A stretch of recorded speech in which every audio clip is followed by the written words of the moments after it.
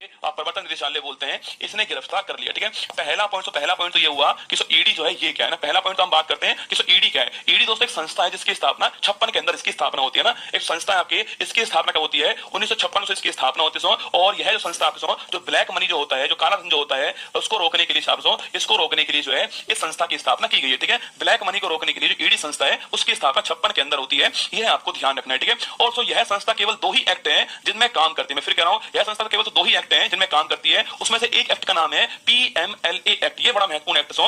एक एक्ट का नाम क्या? उसका नाम है पीएमएलए एक्ट, जो आप खूब सुन रहे होंगे ना। इसको बोलते हैं हम लोग, क्या बोलते हैं? इसे बोलते हैं prevention of money laundering act. Prevention of money laundering act बोलते हैं। ये आपके लिए बड़ा महत्वपूर्ण एक्ट है ना। वर्तमान जो सारा काम धाम चल रहा है वो इसी एक्ट पे चल रहा है। और ये एक्ट जो है 2002 का एक्ट है। इसको बोलते हैं हम लोग पीएमएलए। 2 एक्ट पर काम करती है कौन? आपके ईडी जो है 2 एक्ट पर काम करती है। एक एक्ट का नाम क्या है? Prevention of money laundering act, उसका नाम है, इसको पीएमएलए एक्ट बोलते हैं।